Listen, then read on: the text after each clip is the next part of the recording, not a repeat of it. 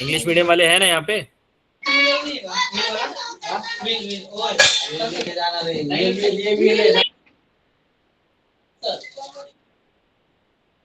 आहे ना तिथं पप्पा, काय तुम्ही असं करताय? उसको बोलते हैं मोरेन, ठीक है? Okay sir. हाँ चलो अब आगे बढ़ते हैं हम लोग, और अब देखते हैं, आज हम लोग देखेंगे हवा के जो कार्य हैं, वाणिज्य कार्य यानी कि वर्क ऑफ विंड, और उसके बाद में हम लोग देखेंगे सागरी लाटन से कार्य यानी कि वर्क ऑफ सी वेव्स, ठीक है? एक एक करके दोनों देखते हैं हम, ओके?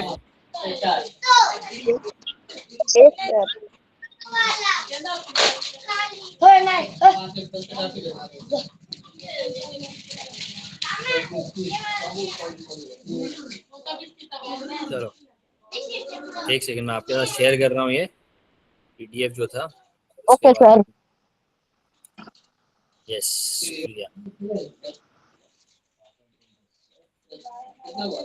आप लोग है ना चैप्टर पढ़ा करो प्लीज, जब भी आपको पढ़ाता हूँ तो उसको प्लीज चैप्टर को पढ़ लिया करो, ठीक है? Okay sir. ये लीजिए, ये हम लोग अब इसमें से क्या क्या कर चुके हैं, लोड हो रहा है, ये रहा, ठीक है? Okay sir. हम लोगों ने खनन वहन और संचयन यानी कि इरोजन, सॉरी वेदरिंग, इरोजन और डिपोजिशन, ये तीनों चीजें देख लिए थे। उसके बाद में हम लोगों ने पिछली क्लास में नदी के कार्य देखे था, पिछली क्लास में हम लोगों ने हिम नदी के कार्य या वर्क ऑफ ग्लेशियर्स देखा था, ठीक है? हाँ। अब इस क्लास में हम लोग देखते हैं वर्क ऑफ विंड, ठीक है? हवा। अब देखो हवा क्या करती है, हवा एक जगह से दूसरी जगह जब चलती है तो सिर्फ हवा नहीं चलती है, उसके साथ में बहुत सारे डस्ट पार्टिकल्स चलते हैं, ठीक है? उसके साथ में बहुत सारे छोटे छोटे डस्ट पार्टिकल्स चलते हैं। डस्ट पार्टिकल्स को मराठी में क्या बोलते हैं? वाळू, छोटे मातीचे कण। हाँ, उनको वाळू बोलते हैं, वाळूचा कण म्हणतात। वाळूच्या कण बोलतात सर। तो ये वाळूचे कण जो होते हैं, ये इनके अंदर मास भी होता है, मतलब इनके अंदर वेट होता है, और जब ये हवा के साथ चलते हैं तो बहुत ज्यादा स्पीड से चलते हैं, ठीक है? तो यहाँ पर इस इमेज में अगर आप देखोगे तो इस इमेज के अंदर आपको यहाँ पर ये देखो, ये छोटे छोटे कण दिखा रखे हैं ना। तो हवा जब आती है तो हवा के साथ में ये छोटे छोटे कण जो हैं ये आते हैं और ये पत्थर के साथ में टकराना शुरू करते हैं, ठीक है? और जो इससे पहले वाला चैप्टर हमने पढ़ा था उसमें देखा था कि ये कण जब पत्थर से बार बार टकराएंगे तो क्या होगा, ये पत्थर को घिसना शुरू करते हैं, ठीक है? तो ये जो छोटे छोटे डस्ट के पार्टिकल्स हैं ये क्या करते हैं, ये बहुत अब्रेसिव होते हैं, ये घिसना शुरू कर देते हैं पत्थर को, और धीरे धीरे पत्थर कैसा होगा, एक टाइम पे पूरी की पूरी पत्थर की जो चट्टानें ये इस तरीके से रही होगी, है ना? लेकिन उन्होंने घिस घिस के इसको कैसे बना दिया, इसको घिस के इस तरीके का बना दिया। इसको बोलते हैं मशरूम रॉक, भूछत्र खड़क, ठीक है? इसको क्या बोला जाता है?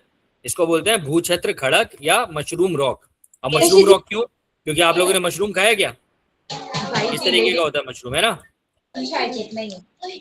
तो ये मशरूम की तरह दिखते हैं। किसकी वजह से हुआ ये हवा की वजह से हुआ, वानिया की वजह से हुआ, या वारा जो चलता है उसकी वजह से हुआ। This is because of wind. अब विंड अकेली नहीं चल रही है, विंड अपने साथ में क्या लेके चल रही है? विंड अपने साथ में पार्टिकल, सैंड पार्टिकल्स या डस्ट पार्टिकल्स लेके चल रही है, जिसे हम लोगों ने अभी पढ़ा, क्या बोलते हैं उसको? उनको हम बोलते हैं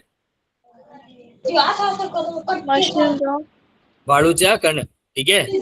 तो जब ये बार बार आके किसी पत्थर से टकराते हैं तो ये क्या करते हैं, बहुत लंबे टाइम बाद, मतलब over a period of time, ये क्या करेंगे, ये इस पत्थर को धीरे धीरे काटना शुरू कर देंगे। तो जब ये कट के नीचे की तरफ आएगा तो यहाँ पर क्या शुरू होगा, यहाँ पर शुरू होगा मास मूवमेंट या वेदरिंग। ये देखो नीचे आपको छोटे छोटे पत्थर पड़े हुए मिले हैं, ठीक है? हाँ। और धीरे धीरे क्या होगा, यहाँ से जो हवा है वो यहाँ से इन कणों को उठा के इस जगह से दूसरी जगह लेके चली जाएगी, ठीक है? तो ये जो प्रोसेस है, ये जो प्रोसेस आप देख रहे हो, ये कौन सा प्रोसेस है? ये प्रोसेस है खनन का। किसका? खनन का। यानी कि दिस इज वेदरिंग। क्या बोलते हैं इसको इंग्लिश में? इसको बोलते हैं वेदरिंग या मास वेस्टिंग, ठीक है? चीज बन रही है ना इससे, हम लोगों ने मास वेस्टिंग पढ़ा था, ठीक है? तो ये प्रोसेस किस चीज का है? ये है वेदरिंग का प्रोसेस। अब जब यहाँ से हवा इन कणों को उठाकर एक जगह से दूसरी जगह लेके जाएगी तो उसको क्या बोलेंगे, उसको बोलेंगे वहन, यानी ट्रांसपोर्टेशन। वहन। खनन और वहन मिलकर क्या बनाता है, खनन और वहन मिलकर बनाता है इरोजन या अपक्षरण। ठीक है, फिर जहां पर हम लोगों को विंड की स्पीड कम मिलेगी, हवा की स्पीड कम हो जाएगी, वारे की स्पीड कम हो जाएगी, वहां पर इन पार्टिकल्स को वो डिपॉजिट करना शुरू कर देगा और वहां पे एक ढेर सा बनाना शुरू करेगा। तो उसको हम बोलते हैं डिपोजिशन या सेडिमेंटेशन, और उसको मराठी में बोला जाता है संचयन। आया समझ में? आया सर। Yes sir. ठीक है, ठीक है। अब देखो यहाँ पर एक और चीज दी गई है जिसको इन लोगों ने नाम दिया है यारदांग, या इसको इंग्लिश में बोला जाता है यारदांग्स, इंग्लिश में भी सेम नेम है इसका। ठीक है, तो ये यारदांग्स कैसे बन रहे हैं, ये रहे यहाँ पर, ये यारदांग्स हैं। ठीक है, यहाँ पर ये क्या बन रहा है, यहाँ पर देखो क्या होता है, एक लेयर जो है, ये जो ऊपर खड़ी हुई लेयर दिख रही है आपको चट्टानों की, ये बहुत हार्ड रॉक होगा, ये बहुत सख्त पत्थर होगा, कठोर होगा, और इसके बीच में जो लेयर होगी वो बहुत सॉफ्ट होगी। तो हवा ने क्या किया, हवा ने के बालू के जो कण आए हैं, जो डस्ट पार्टिकल्स आए हैं, उन्होंने बीच में इरोजन करना शुरू कर दिया, लेकिन क्योंकि ये जो बाहर वाला पार्ट है ये सख्त है तो इसको इरोड नहीं कर पाई। तो यहाँ पर ये ऑल्टरनेट लेयर्स हैं, एक के बाद एक हार्ड रॉक है, फिर सॉफ्ट रॉक है, फिर हार्ड रॉक है, फिर सॉफ्ट रॉक है, फिर हार्ड रॉक है। तो जो सॉफ्ट रॉक है उसको इरोड करना शुरू कर दिया, हार्ड रॉक को वो हवा कुछ कर नहीं पाई, इसलिए आपको इस तरह के लॉन्गिट्यूडनल वैलीज मिलते हैं, जिनको हम लोग क्या बोलते हैं, इनको बोलते हैं यारडांग। क्या बोलते हैं, यारडांग। ठीक है, इंग्लिश में भी यारदांग बोला जाता है और मराठी में भी यारदांग बोला जाता है। क्लियर है ये चीज? ठीक है, आया समझ में? बेटा ये किसी का जो माइक है वो ऑन है, प्लीज आप लोग अपने माइक्स को म्यूट कर लो, जब कुछ आंसर देना हो तब उसको अनम्यूट करना। ठीक है, सब लोग अपने माइक्स म्यूट कर लो प्लीज। हाँ सर। आया समझ में ये? हाँ सर। चलो समझ में आ गया सर। चलो अब अपने अपने माइक्स बंद करो प्लीज। अब इसके बाद में अब हम देखते हैं कि हवा का संचयन का काम क्या होता है। इससे पहले वाली जो हम लोगों ने स्लाइड देखी थी उसके अंदर हमने देखा हवा का या विंड का जो होता है, वारे का जो इरोजन का काम है, यानी कि जो खनन का काम है वो देखा हम लोगों ने। अब देखते हैं कि संचयन या डिपोजिशन कैसे होता है। ठीक है, तो जो छोटे छोटे पार्टिकल्स यहाँ से, जो डस्ट पार्टिकल्स नीचे यहाँ पे पड़े हुए थे, उनको हवा उठाकर एक जगह से दूसरी जगह लेके जाएगी, और जब वो लेके जाएगी तो क्या करेगी, उसको कहीं ना कहीं जाके डिपॉजिट करेगी या उसका संचयन करेगी। तो वो संचयन का कार्य ऐसे होता है। ठीक है, किसके फॉर्म में, सैंड के फॉर्म में या रेत के फॉर्म में। क्या बन रहा है यहाँ पे, यहाँ पर ये जो फीचर है इसको बोलते हैं बरखान। ठीक है, ये बरखान कहाँ पर मिलता है, मरुस्थल में या डेजर्ट रीजन में। क्या हुआ, यहाँ से हवा आई बहुत तेजी से, और यहाँ पे क्योंकि वो ऊपर की तरफ अपने साथ डस्ट पार्टिकल लेके घूम रही है, उसको उसके उसके वेट की वजह से, उसके भार की वजह से ऊपर नहीं उठ पाएगी वो, इसलिए वो क्या करेगी, यहाँ पर उनको डिपॉजिट करना शुरू करेगी और हल्की होके फिर यहाँ से ऊपर चली जाएगी।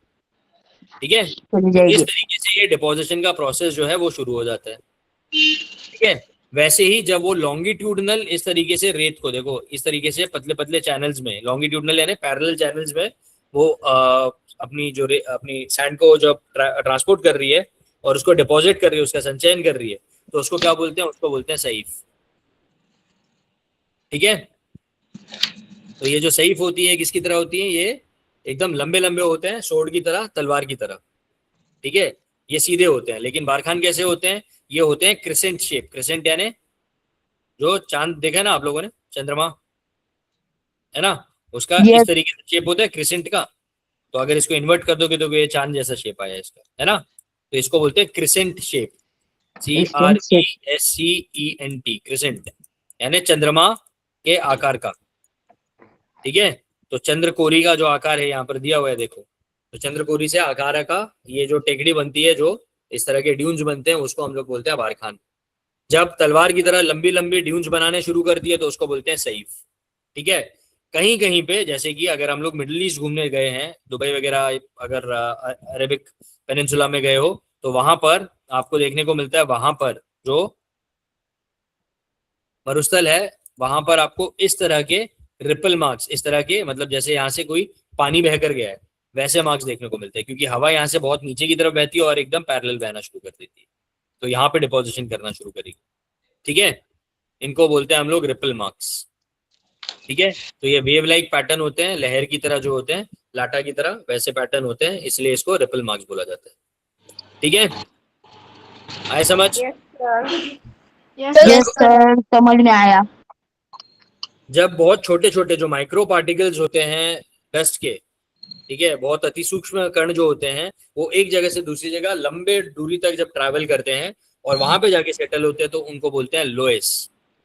ठीक है, जैसे राजस्थान की जो रेत है उसके जो हल्के पार्टिकल्स हैं वो उड़ के पहुंच जाएंगे झारखंड या बिहार तक, और वहां पे जाके अगर सेटल होंगे तो उसको बोला जाएगा लोएस। ठीक है, ये लोएस के जो मैदान है चाइना में बहुत ज्यादा मिलते हैं, जो मंगोलिया का जो प्लेटू है वहां से ये रेत उठा के लेकर आती है हवा, और चाइना में लाकर से उसको डिपॉजिट कर देती है, इसको बोलते हैं लोएस। ठीक है, इज दिस क्लियर? ये सबको समझ आ गया? Yes sir. यस ठीक है,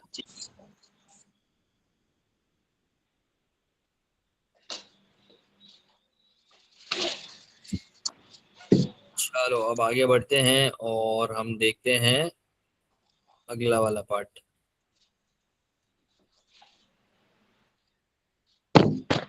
अगला जो काम है वो है वर्क ऑफ सी वेव्स या फिर सागराई लाटांचे कार्य। ठीक है, अब अगर आप लोग समुद्र पे गए हो देखने के लिए, समुद्र वगैरह देखने के लिए गए हो, सागर के आसपास गए हो, तो सबसे पहले हम लोग घूमने के लिए कहाँ जाते हैं? बीच पे जाते हैं ना। बीच पे। गए क्या बीच पे? है ना। तो बीच पे अगर आप लोग गए हो तो आप लोगों ने देखा होगा दूर दूर तक रेत रहती है ना। हाँ सर। तो समुद्र का जो पानी है, जो सागर का जो पानी है, अपने लाट के साथ में, अपनी वेव्स के साथ में बहुत सारी रेत लेकर आता है और लाकर हाँ, बीच पे लाता है। डिपॉजिट कर देता है। ठीक है, क्या कर रहा है वो? बीच के ऊपर डिपॉजिट कर रहा है, यानी डिपॉजिट कर रहा संचयन है। कर रहा है उसका। ठीक है, तो अब जब समुद्र के जो लाट है, समुद्र का जो पानी है, उसके अंदर इतनी सारी रेत है, इसका मतलब कहीं ना कहीं से तो रेत लेकर आ रहा है वो, है ना। ऐसा तो हाँ नहीं है कि आसमान से गिर रही है, कहीं ना कहीं से तो रेत लेकर आ रहा है अपने साथ। तो वो हाँ, रेत कहाँ लेकर से आ रहा लेकर आ रहा है वो रेत लेकर आता है जब वो अपक्षरण करता है सी में या ओशन के अंदर। ठीक है, इस जगह से। ठीक है, देखो अब यहाँ पर अलग अलग लैंडफॉर्म्स आपको देखने को मिलेंगे, जो कि सी वेव्स या समुद्र के जो लाट हैं उन्होंने यहाँ पर इरोजन का काम किया हुआ है, या यहाँ पे अपक्षरण का काम किया हुआ है। ठीक है, मैं बार बार इरोजन के लिए आप लोगों को बोल रहा हूँ, अपक्षरण के लिए बोल रहा हूँ। ये दो चीजों से बनता है। ठीक है, कौन कौन सी दो चीजें? पहला है मास वेस्टिंग, या जिसको वेदरिंग भी बोला जाता है, या मराठी में उसको बोलते हैं झीज। ठीक है, और जब ये जो झीज है या मास वेस्टिंग है, जब एक जगह से दूसरी जगह ट्रांसपोर्ट होती है, यानी इसका वहन होता है, तो खनन प्लस वहन मिलकर क्या बनाता है? अपक्षरण बनाता है। ठीक है, अपसरण। तो ये जो सी वेव्स हैं ये दोनों काम कर रही हैं। पहला तो ये खनन का काम कर रही हैं, यानी तोड़ने का काम करेंगी। ठीक है, और उसके बाद में ये क्या करेंगी? ये ट्रांसपोर्ट करेंगी, यानी वहन का काम करेंगी। और जब ये वहन और खनन दोनों आपस में मिलते हैं तो इसको क्या बोलते हैं हम लोग? इसको बोलते हैं अपक्षरण या इरोजन। ठीक है, अपसरण। ठीक है, अब देखो यहाँ पर क्या होता है, यहाँ पर समुद्र का जो पानी होता है वो खारा होता है। ठीक है, हरा। उसमें नमक होता है। नमक और होता है। जब समुद्र का पानी जब कैल्शियम के पत्थरों से, यानी कि सेडिमेंट्री रॉक्स जो होते हैं, ठीक है, उनसे टकराता है, तो क्या होता है? वहां पे एक केमिकल रिएक्शन होती है, रासायनिक प्रक्रिया होती है। ठीक है, उस हाँ। रासायनिक क्रिया की वजह से और कभी कभी हाइड्रोलिक प्रेशर की वजह से, क्योंकि समुद्र का पानी बहुत तेजी से आकर इन पत्थरों से टकराएगा, तो हाइड्रोलिक प्रेशर और रासायनिक क्रिया की वजह से जब ये बड़ी बड़ी चट्टानें इस तरीके से टूटना शुरू करती हैं, तो क्या बनाती है? देखो ये गुफा बन गई है, गुहा बन गई है, इसको बोलते हैं सी केव। क्या बोलते हैं इसको? ठीक है। सी केव। ठीक है, तो ये जो सी केव है ये एक हॉलो है या फिर एक पोखली है, जो किसकी वजह से बन रही है? ये बन रही है लाटा की इम्पैक्ट या आघात की वजह से, because of the impact of the sea waves. ठीक है, अब धीरे धीरे जब इसके ऊपर बार बार अब जैसे ये वाले चट्टान है, इसके ऊपर यहाँ से बार बार सी वेव जाके टकराएगी टकराएगी, और पीछे से भी सी वेव आके टकराएगी, तो क्या होगा? यहाँ पर एक रेत। पूरा हॉलो हो जाता है, एक छेद हो जाता है। ठीक है, और आपको क्या देखने को मिल रहा है? यहाँ पर एक आर्च देखने को मिल रहा है। ठीक है, इसको हम बोलते हैं सी आर्च, सागरी कमान। ठीक है, कब हो रहा है ये आर्च कब बन रहा है? जब गुफा जो है या जो गुहा बन रही थी वो पूरी की पूरी आर पार हो जाती है। ठीक है। धीरे धीरे क्या हाँ। होगा, बहुत सालों बाद में ये ऊपर का जो पत्थर है, क्योंकि अब नीचे तो हाइड्रोलिक एक्शन हो रहा है क्योंकि पानी डायरेक्टली आके टकरा रहा है, लेकिन समुद्र का पानी इतनी हाइट पे नहीं पहुंचेगा, लेकिन समुद्र के पानी में नमक होता है। ठीक है, तो जो नमक है वो हवा के साथ में मिक्स होकर जब यहाँ पर टकराना शुरू करेगा तो क्या करेगा, इस वाले पार्ट को भी तोड़ देगा।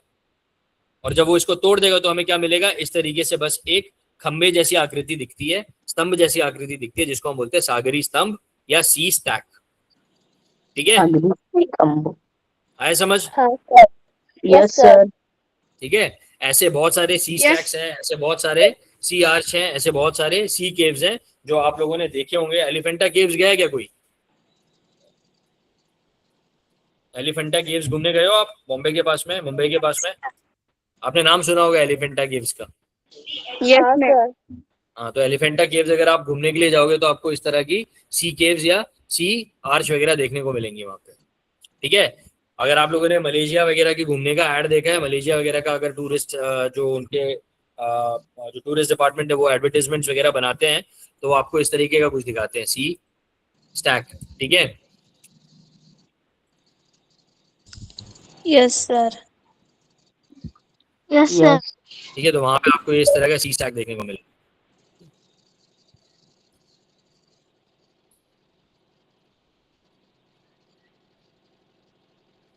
ठीक है, आया समझ में? Yes yes sir.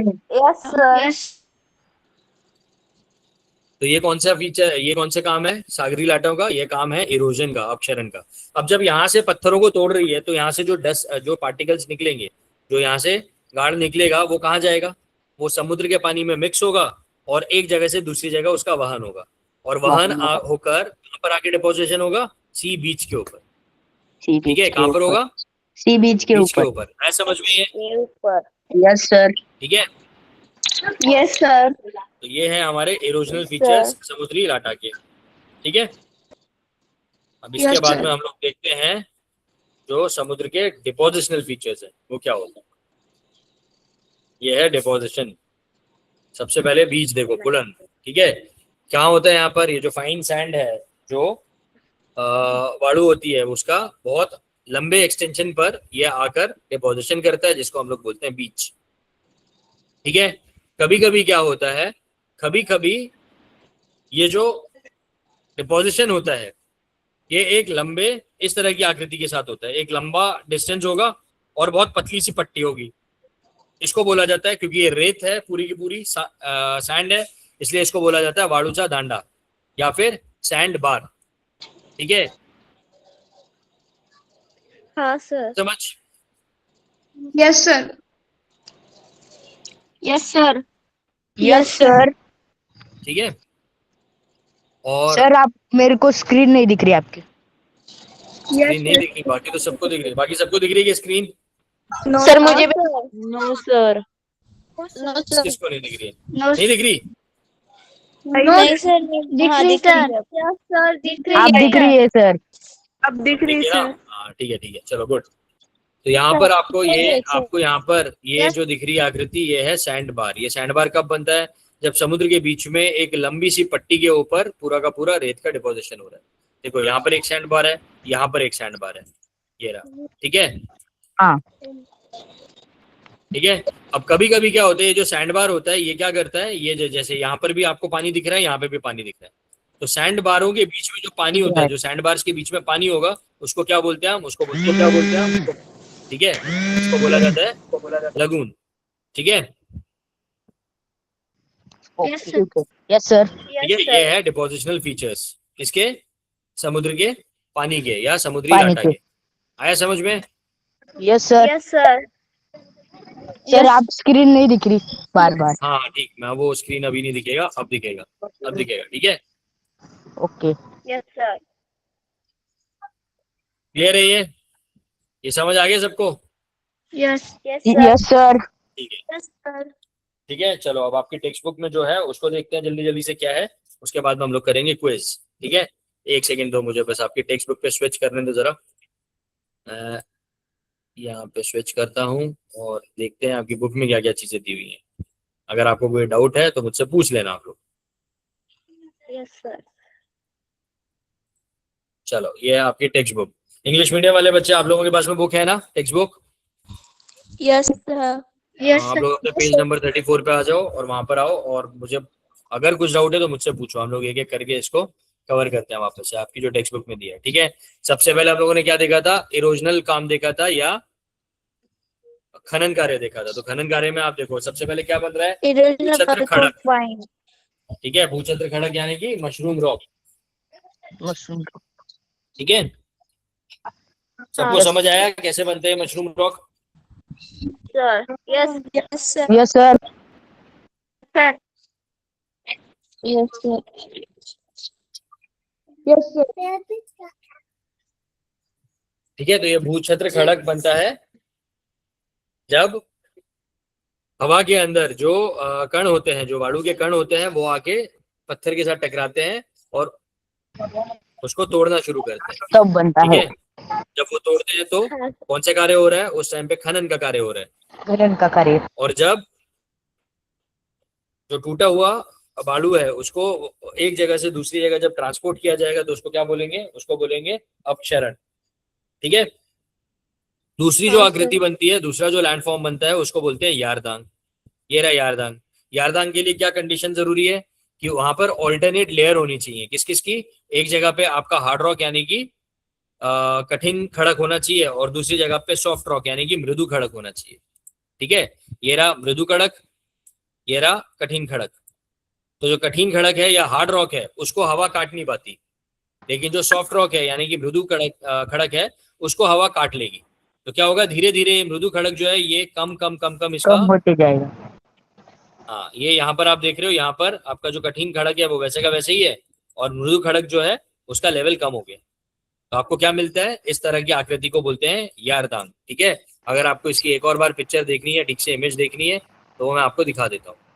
Okay sir. ठीक है, ये रियल इसकी इमेज है तो आप लोगों को क्लियरली समझ आएगा। ये देखो, ये यारदांग है, यहाँ पे ये जो दिया हुआ है इस तरीके से यारदांग बनता है। कैसे बना होगा, ये जो कठिन खड़क या आप लोगों का हार्ड रॉक है वो वैसे का वैसे ही खड़ा हुआ है, लेकिन जो बीच का सॉफ्ट रॉक था या मृदु खड़क था वो पूरा का पूरा अपक्षरित हो गया, उसका पूरा इरोजन हो गया। ठीक है, है समझ में? Yes sir. Yes sir. Yes sir. Yes sir. Yes sir. Yes sir. अब इसके बाद में आते हैं बारखान के ऊपर। इसको वालुकागिरी भी बोला गया है, बारखान इंग्लिश मीडियम वाले भी बारखान ही बोलेंगे इसको। तो बारखान हमको कहाँ देखने को मिलता है, रेगिस्तान में, डेजर्ट रीजन में। ठीक है, जहाँ पे हवा बहुत क्लोज बहती है सरफेस के और बहुत ज्यादा मिट्टी अपने साथ लेके जा रही होती है, तो वहां पर इस तरह से बालू को डिपॉजिट करती है। लेकिन हवा कहाँ से कहाँ पर आ रही है, हवा का डायरेक्शन क्या होगा, हवा का डायरेक्शन इस तरीके से होगा, यहाँ पे डिपॉजिट किया और यहाँ से बह के चली गई। ठीक है, तो जब यहाँ पे डिपोजिशन हो गया तो हवा के पास में यहाँ पे बालू के कण बचे ही नहीं, तो वो यहाँ पे डिपॉजिट नहीं कर सकती, इसलिए इस तरीके का शेप आ जाता है। इसको क्या बोलते हैं, बारखान बोलते हैं। और इसका शेप कैसा होता है, इसका शेप होता है क्रिसेंट शेप या चंद्रमा की तरह, चंद्रमा की तरह चंद्रमा होता है उसके आकार का। ठीक है, यस सर। जहां पे हवा पैरेलल चलती है सरफेस के, वहां पर क्या बनते हैं, वहां पर बनते हैं उर्मी चिन्ह। ठीक है, उर्मी चिन्हों को क्या बोलते हैं हम लोग, उनको बोलते हैं रिपल मार्क्स। यानी कैसे, जैसे कि वहां से पानी बहकर गया है उसको रिपल मार्क्स बोला जाता है। ठीक है, और जहां पर दो अलग अलग लेयर्स बन जाती हैं, पैरेलल लेयर्स बन जाती हैं इस तरीके से, इसको बोलते हैं सैफ। ठीक है, आया समझ में? Yes sir. Yes sir. Yes sir. की फोटो यहाँ पर दी हुई है। ठीक है, ये एक हमादा है। हमादा भी आपको मिलता है कहाँ पर, जैसे कि बड़े बड़े जो पत्थर हैं वो एक साथ कहीं पे जाके डिपॉजिट कर दिए, इसको हमादा बोला जाता है, या इंग्लिश में इसको कॉन्ग्लोमरेट भी बोला जाता है। ठीक है, हाँ सर। अब आते हैं सागरी लाटान से कार्य व भूरूपे, यानी कि work of sea waves and landforms formed by the sea waves. ठीक है, हम लोगों ने ये सारे के सारे फीचर्स देखे। सबसे पहले समुद्र का पानी क्या करेगा, क्योंकि समुद्र के पानी में नमक है, उसके पानी में सॉल्ट है, इसके वजह से वहां पे केमिकल रिएक्शंस भी होंगे, प्लस समुद्र की जो वेव्स है वो बहुत तेजी से आगे पत्थरों से टकराती है, इसलिए हाइड्रोलिक प्रेशर भी काम करेगा। ठीक है, तो यहाँ पर क्या होता है, यहाँ पर सबसे पहली जो चीज बननी शुरू होती है वो ये देखो, ये सागरी खड़ा है, यानी कि ये एक बहुत बड़ा सी क्लिफ। चट्टान है जिसको सी क्लिफ बोला जाता है। ठीक है, तो ये जो सी क्लिफ है इसके ऊपर जब पानी आगे टकराएगा तो क्या बनाना शुरू करेगा, वो एक गुहा बनाना शुरू करेगा जिसको हम लोग बोलते हैं सी केव। ठीक है, अब धीरे धीरे जब ये केव बड़ी हो जाएगी तो क्या होगा, आपको इस तरीके का एक पूरा हॉलो दिखना शुरू हो जाएगा। ठीक है, और ऊपर की तरफ एक आर्च दिख रही है, इसको बोलते हैं सी आर्च या सागरी कमान। ये कमान आप लोगों के गांव के बाहर भी होगी ना, गांव वगैरह में इंटर करते तो बड़ी सी कमान होती है जिसमें गांव का नाम लिखा होता है, तो वैसे ये हाँ सागरी कमान है। ठीक है, हाँ सर। जब ये कमान का ऊपर वाला हिस्सा टूट जाएगा, अब ये ऊपर वाला हिस्सा टूटता है किसकी वजह से, केमिकल रिएक्शंस की वजह से, क्योंकि समुद्र का पानी इतना ऊपर नहीं पहुंचेगा। तो जब ये टूट जाएगा तो हमें क्या मिलेगा, हमें इस तरीके के दो पिलर्स मिलेंगे, स्तंभ मिलेंगे, जिनको हम लोग बोलते हैं सागरी स्तंभ, या इंग्लिश में उनको बोला जाता है सी स्टैक। ठीक है, आया समझ में? Yes sir. ये समुद्री लाटा का कौन सा काम है? Yes sir. ये काम है खनन का काम, इरोजन का काम। ठीक है, क्योंकि जब ये काम हो रहा है तो इसमें क्या हो रहा है, छोटी छोटी बालू भी टूट रही है, छोटे छोटे पार्टिकल्स टूट रहे हैं जो इस पानी में मिक्स होंगे और एक जगह से दूसरी जगह वेव्स के फॉर्म में। आवाज नहीं आ रही है बेटा एक बार वापस से रिज्वाइन करो क्योंकि बाकी सबको आवाज आ रही होगी, है ना? नहीं सर, मुझको भी नहीं आ रही। Yes sir. आपको भी नहीं आ रही आवाज? मुझे आ रहा है सर। एक बार रिज्वाइन करो आप लोग, या तो अपना जो फोन या लैपटॉप या टैब वगैरह जो कुछ भी है उसका वॉल्यूम एक बार इंक्रीज कर लो, क्योंकि बाकी लोगों को आ रही है, सबको बाकी लोगों को आ रही है ना बस? Yes sir. Yes sir. Yes sir. Yes sir. ठीक है, यस। ठीक है, तो यहाँ पर जो पार्टिकल्स टूटते हैं, यहाँ पर जो बालू टूटता है वो पानी के साथ में मिक्स होता है, और पानी के साथ में, समुद्र के पानी के साथ में लहरों के फॉर्म में, वेव्स के फॉर्म में एक जगह से दूसरी जगह ट्रांसपोर्ट होता है।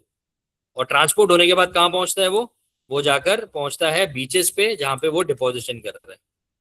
ठीक है, ये देखो यहाँ पर आपको दिखेगी सागरी गुहा, इस तरीके से गुहा बननी शुरू होती है, धीरे धीरे किस में कन्वर्ट हो जाएगी, ये कन्वर्ट हो जाएगी आर्च में।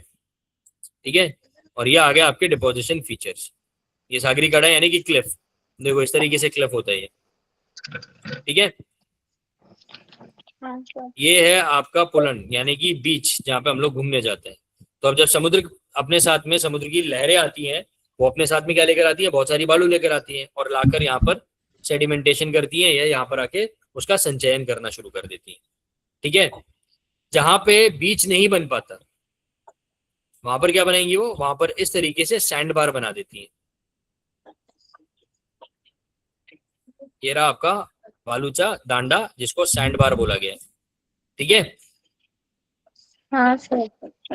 यस जब सर। ये सैंड बार के दोनों तरफ पानी आ जाता है तो जो दूसरा वाला पानी है जो समुद्र से कट ऑफ हो गया, जो समुद्र से हट गया, उसको हम लोग क्या बोलते हैं, उसको बोलते हैं लगून। ठीक है, जैसा आपको केरला में देखने को मिलता है। Yes sir. ठीक है? Yes clear? सर। सबको समझ आ गया? Yes sir. इंग्लिश मीडियम वाले बच्चे समझ आ गया या कोई डाउट है आप लोगों को? No sir. मराठी मीडियम के बच्चे नो सबको समझ आ गया? No sir. समझ में आ गया सर। ठीक है, जल्दी से ये दोनों के दोनों टॉपिक्स अपनी Yes, टेक्स्ट में एक sir. बार स्कैन कर लो, एक बार देख लो, इसको पढ़ लो, उसके बाद मैं क्विज शुरू करता हूँ। जल्दी से एक बार रीड कर लो, 2 मिनट दे रहा हूँ, 2-3 मिनट, जल्दी से इसको रीड करो, फिर क्विज करते हैं। कर लिया सर। बड़ी जल्दी पढ़ लिया, जल्दी से पढ़ो।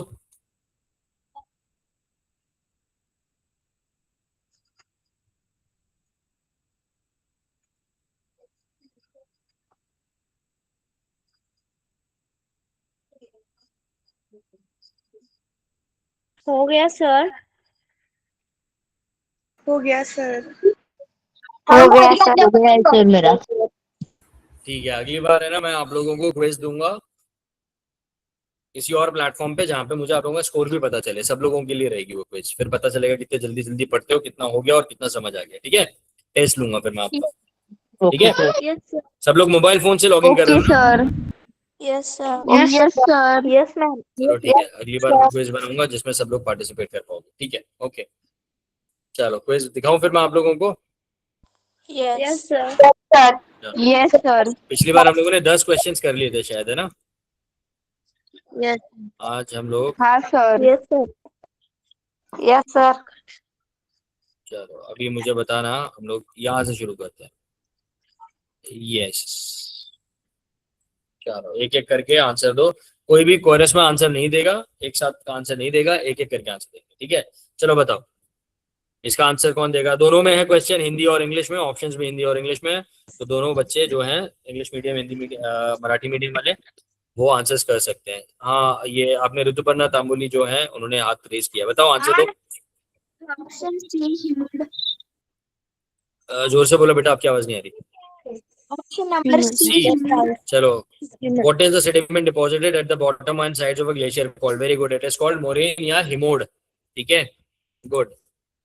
Yes sir. ठीक है, Yes, चलो sir. अगला। अगला कौन बताएगा। हाँ, सही जगताप जो है उन्होंने हाथ रेस किया है। मैं जो नाम मुझे यहाँ पे दिख रहा है मैं वो ले रहा हूँ, हो सकता है ये आपके पेरेंट्स के नाम हो, बट आप लोगों के नाम यहाँ पे नहीं दिख रहे हैं। जो मेरे को यूजर का नाम है वही मैं पढ़ रहा हूँ, ठीक है। हाँ बताओ, सही आपने नाम, आपने आपने हैंड रेस किया हुआ है। स्वाति,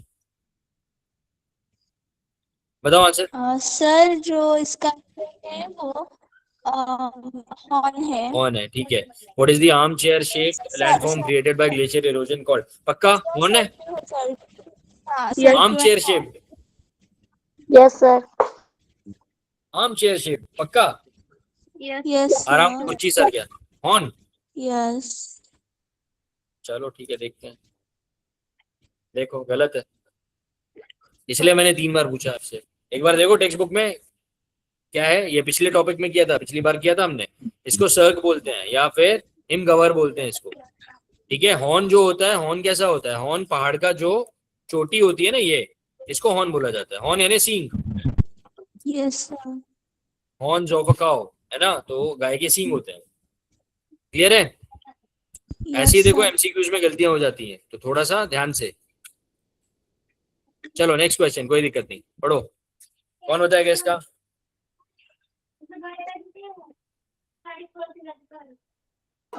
मध्य मोड। मध्य मोड, medial moraine. Medial moraines, very good. चलो गुड, मध्य मोड। हाँ हो गया, सही है। अगला।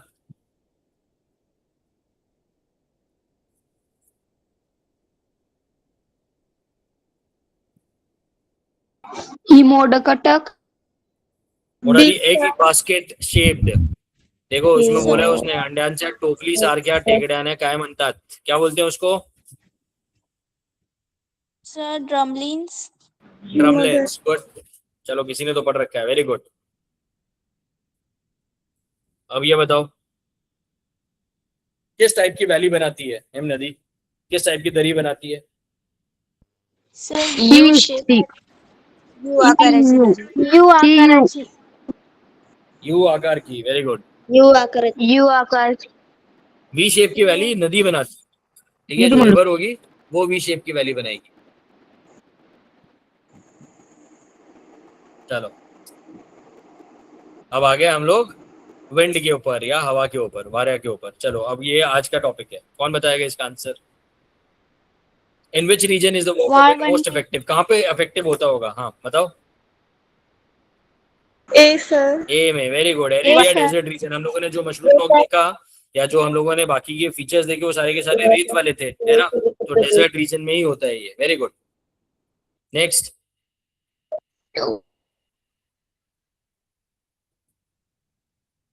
सागरी स्तंभ। कौन सा, क्या। Mushroom rock. Which landform is created when the base of a rock is eroded more by wind? वानांच्या खनन कार्यामुळे खडकाचा तणाचा भाग जास्त घासल्या गेल्याने, क्या। ए सर। Very good. Yes, जो बेस है, अगर ये आपका पत्थर है, इस तरीके से अगर आपका पत्थर है और ये बेस घिसना शुरू हो जाए तो आपको क्या मिलेगा। Mushroom rock. हाँ भूक्षेत्र खड़क। हाँ, इसको यहाँ से हटा दूंगा तो आपको क्या मिलने वाला है, फिर आपको मिलेगा इस तरीके से मशरूम रॉक, है ना। भूक्षेत्र खड़क। इसको क्या बोलते हैं, मशरूम रॉक। चलो ये वाला बताओ। चंद्रकोरीच्या आकाराचा, अभी मैंने आपको बताया, crescent shaped sand dune. Barchan. Barchan, very good. Seif क्या होता है, बारखान। साइफ कैसा होता है, साइफ। बारखान सर। हाँ बारकान करेक्ट आंसर है, वेरी गुड। लेकिन साइफ कैसे होता है मैं पूछ रहा हूँ, साइफ होता है पैरेलल इस तरीके से, और यस बाकी तो कुछ है ही नहीं इसके अंदर। और जो हम लोगों ने देखा रिपल्स, वो कैसे होते हैं, वो इस तरीके के होते हैं, है ना। चलो गुड, बारखान इसका करेक्ट आंसर है। चलो नेक्स्ट। अभी आ गया देखो, वेव लाइक रिपल्स, अभी बताया मैंने आपको। सर, इसका आंसर रिपल मार्क्स है। रिपल मार्क्स मराठी में उसको बोलते हैं उर्मी चिन्ह, उर्मी यानी रिपल्स, है ना। उर्माची चलो नेक्स्ट। उर्मी चिन्ह।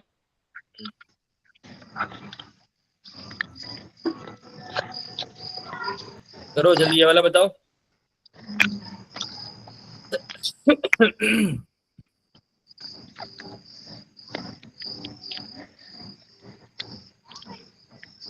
तिरंगा मंच। सर वेव क्या है इसका आंसर? वेव कट को फर्स्ट सर फर्स्ट वाला। What is the extensive plane formed of iron sheets carried over long distances? Very good. Loess मैदान, yes, Loess plane, very good. Next, ये वाला।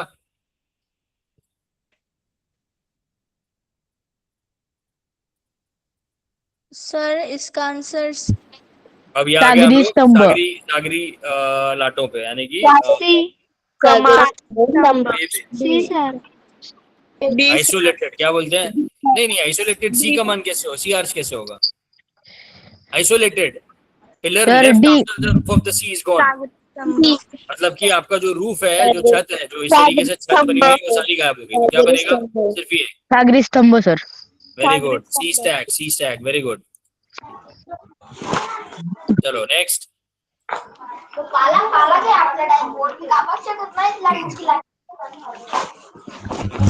आंसर बीच है। इसका क्या है? What is the public beach area formed on the coast by sea wave deposition called? पुलन, उसको beach ही बोलते हैं। पूरन। चलो नेक्स्ट। सी केव, सागरी गुहा, उसके बाद में किसमें ट्रांसफॉर्म होती है? वो धीरे धीरे वो पूरी हॉलो हो जाएगी, और क्या मिलेगा हम लोगों को? आर्च, सी आर्च मिलता है, very good. Next. Salt water lake separated by sea from the sea by a sand bar called? क्या बोलते हैं उसको? Sir sinkhole. क्या? सिंक होल नहीं बोलते बेटा, ये बोल रहा है अगर प्रश्न इस क्रमांक तरीके से एक उत्तर सैंड डी। बार बना दिया, और यहाँ पे भी समुद्र है और यहाँ पे भी समुद्र है, तो क्या होगा? ये वाला जो पार्ट है ये समुद्र से कट गया, है ना। तो इसको क्या बोलेंगे? त्रिभुज। नहीं बेटा, त्रिभुज तो नदियां बनाती हैं, इसको बोलते हैं लगून। पढ़ा था ना हमने? चलो ये लास्ट क्वेश्चन है, इसके बाद में हम लोग लास्ट वाला पार्ट पढ़ेंगे चैप्टर का। चलो जल्दी से। What is the flat area formed at the base of a cliff due to wave action called? Flat area formed at the base. Sir इसको वेव कट प्लेटफॉर्म बोलते हैं। इसको नहीं, इसको वेव कट प्लेटफॉर्म बोलते हैं, ठीक है। चलो गुड। अब आते हैं हम लोग, जो लास्ट पार्ट है आपका चैप्टर का, वो जल्दी से खत्म कर देते हैं, ठीक है। इसमें अब हम लोग देखते हैं ग्राउंड वाटर जो है, भूजल, उसका क्या कार्य होता है। भूजल क्या होता है? भूजल यानी कि ग्राउंड के नीचे जो वाटर होता है, यानी कि जमीन के नीचे जो पानी होता है, उसको बोलते हैं भूजल, ठीक है। अब भूजल जो होता है, भूजल में सिर्फ पानी नहीं होता है। भूजल कब आता है? जब बारिश पड़ती है और जो हमारी मिट्टी है वो पानी को एब्जॉर्ब करती है, पर्कुलेशन से पानी जो है वो नीचे की लेयर्स में पहुंचना शुरू हो जाता है, ठीक है। तो यानी कि यहाँ पर भूजल जमा होने का जो कॉन्सेप्ट है, उसके लिए देखो दो चीजें जरूरी हैं। ऊपर की तरफ सॉफ्ट रॉक होना चाहिए, यानी कि मृदु पत्थर होना चाहिए जो पानी को एब्जॉर्ब करे, और नीचे जो होना चाहिए वो एक सख्त पत्थर होना चाहिए, हार्ड रॉक होना चाहिए, कठिन रॉक होना चाहिए, जो पानी को एब्जॉर्ब ना करे, जिसकी वजह से पानी बीच में तैरे, ठीक है। अब जब पानी ऊपर से नीचे की तरफ जाता है तो वो क्या करता है? वो सबसे पहले काम करता है अपक्षरण का, क्योंकि पानी क्या करेगा? पानी अलग अलग तरीके से रिएक्ट करेगा अलग अलग पत्थर के साथ। अगर कैल्शियम का पत्थर है तो वो बहुत जल्दी डिसॉल्व हो जाएगा, आयरन है सॉल्युबल फॉर्म में तो वो उसके साथ डिसॉल्व हो जाएगा, और पानी क्या करेगा? उसको मिक्स करके नीचे की तरफ लेके जाना शुरू कर देगा, ठीक है। तो यहाँ पर क्या होने चाहिए, यहाँ पे विद्राव्य खनिज यानी कि सोल्यूबल मिनरल्स जो हैं वो पानी के साथ में मिक्स होते हैं और नीचे की तरफ परकोलेट होना शुरू करते हैं। जब वो नीचे जाते हैं तो क्या बनाते हैं, वो इरोजन का काम कर रहे हैं, वो खनन का काम कर रहे हैं और इस तरीके से आपको लैंडफॉर्म्स मिलते हैं। जैसे ये है एक सिंक होल, ठीक है, इसको बोलते हैं विलय विवर, यानी पूरी मिट्टी जो है वो पानी के साथ बह के नीचे चली गई। और जब वो नीचे पहुंचते हैं तो वो क्या करते हैं, इस तरीके से स्टैलेक्टाइट और स्टैलेग्माइट का संचयन बनाते हैं, डिपोजिशन करते हैं। यहाँ पर क्या हो रहा है, यहाँ पे जो कैल्शियम पानी के साथ में मिक्स है, पानी की बूंदे नीचे टपक जाएंगी लेकिन कैल्शियम इस तरीके से जम जाता है और हम लोगों को क्या दिखता है, हमको लटका हुआ कैल्शियम दिखता है ऊपर की तरफ से और नीचे की तरफ से इस तरीके से खड़ा हुआ स्तंभ की तरह। इसको हम बोलते हैं स्टैलेक्टाइट या स्टैलेग्माइट। जो अधोमुखी होते हैं, ऊपर से नीचे लटक रहे होते हैं, उनको बोलते हैं स्टैलेक्टाइट। जो नीचे से ऊपर की तरफ जा रहे होते हैं, ऊर्ध्वमुखी होते हैं, उनको बोलते हैं स्टैलेग्माइट। ठीक है, आए समझ में? Yes sir. उनको क्या बोलेंगे, स्टैलेक्टाइट। Yes sir. जो जमीन से तल से ऊपर की तरफ उठ रहे हैं उनको बोलेंगे स्टैलेग्माइट। स्टैलेग्माइट। आए समझ में? ये Yes, क्या sir. है, ये डिपोजिशनल फीचर्स है। Yes sir. ये है संचयन काम। ठीक है, आए Yep. समझ में ये? Yes sir. Yes sir. चलो गुड। ये है आपका भूजल का काम बस, ठीक है। और ये है आपका रिवीजन पूरा का पूरा, पूरे चैप्टर का पूरा ग्रैड सिंथेसिस मैट्रिक्स यानी कि पूरा वर्गीकरण। हम लोगों ने देखा कारक क्या है, नदी, अपक्षरण या खनन क्या बनाता है, वो धबधबा बनाता है या गॉर्ज बनाता है या घड़ बनाता है ना। संचयन क्या करता है, डेल्टा में करता है या पूर्व मैदान फ्लड प्लेन में करता है। हिम नदी का अपक्षरण क्या है, हिमगर्त, सर्क या एरीट। ठीक है, और संचयन क्या करता है, मोरेन के फॉर्म में संचयन कर रहा है। वारा यानी कि विंड भूछत्र खड़क बनाता है अपक्षरण में और बारछान के फॉर्म में संचयन करता है। ये सिर्फ एग्जांपल्स हैं जो हमने किए। समुद्र या सी वेव्स क्या करती हैं, सागरी स्तंभ बनाती हैं इरोजन के नाम पे या खनन के नाम पे, और संचयन के नाम पे क्या बनाती हैं, पुलन या खाड़ी लगून। ठीक है, और भूजल यानी कि ग्राउंड वाटर, ये क्या करता है, ये सिंकहोल बनाता है और संचयन डिपोजिशन के लिए वो बनाता है स्टैलेक्टाइट्स और स्टैलेग्माइट्स। ठीक है, क्लियर है ये सबको? Yes sir. Yes sir. Yes sir. Yes sir. अब ये है आपका रिवीजन। अब मुझे जल्दी जल्दी बताओ कौन कौन बताएगा, एक क्या है, दो क्या है, तीन क्या है, चार क्या है, पांच क्या है। ठीक है, all the nature's sculptors in one frame, can you identify the agents and their landforms. आपको एजेंट यानी कि कारक और उसके भूरूप यानी कि लैंडफॉर्म्स ये बता रहे हैं। चलो एक एक करके बताओ। वन क्या है, वन का कारक क्या है, हिम नदी है, नदी है, वारा है या ग्राउंड वाटर है, भूजल है या फिर समुद्री लाटा है, क्या है एक का कारक? एक का कारक बेटा वहां पे बर्फ है, वहां पे वारा कैसे होगा? ये एक नंबर समुद्री हिम नदी। ये रहा एक हिम नदी, वेरी गुड। और मुझे बताओ कौन कौन से भूरूप बनते हैं वहां पे, अभी पढ़ा हम लोगों ने। हिमोड बनाएगा, ठीक है, और क्या बनाएगा, अभी सर्क के बारे में पढ़ा था हमने, ठीक है, खरीद के बारे में पढ़ा था, वो सब बनाता है ये। ठीक है, दूसरा क्या है, ये दूसरा है कारक क्या है, यहाँ पर दिख रहा है आपको, देखो क्या बह रहा है यहाँ पे, नदी। नदी। तो नदी का खनन क्या है, खनन वाले लैंडफॉर्म कौन से हैं, ये बनाती है गॉर्ज, है ना, दरी। और क्या डिपोजिशन क्या है इसका, यहाँ पर देखो, यहाँ पे डिपोजिशन दिख रहा है आपको, डेल्टा। डेल्टा। ठीक है, ये चौथा है। चौथा तीसरा देखते हैं पहले। तीसरा क्या है, तीसरा है हवा, वारा। क्या बना रहा है यहाँ पे, रेत, मशरूम रॉक्स। और डिपोजिशन में क्या बना रहा है, बारछान। ठीक है, उसके बाद में चौथा क्या है, समुद्र, सी वेव्स। इरोजन में क्या बना रही है, सी स्टैक, ये रहे यानी कि स्तंभ। और डिपोजिशन में क्या बना रहे हैं, यहाँ पर आपको बीच दिख रहे हैं, है ना। और पांचवा है भूजल, जो इरोजन में क्या बना रहा है, सिंक होल। नीचे आपको डिपोजिशन में दिख रहे हैं स्टैलेक्टाइट और स्टैलेग्माइट। आया समझ में? Yes sir. चलो गुड, ठीक है। Yes sir.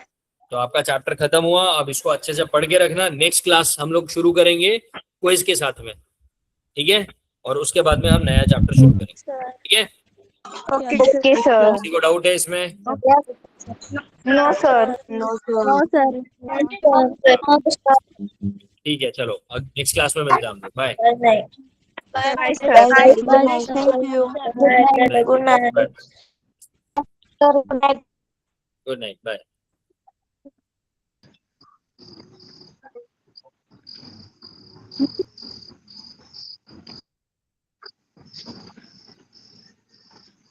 पाच अं,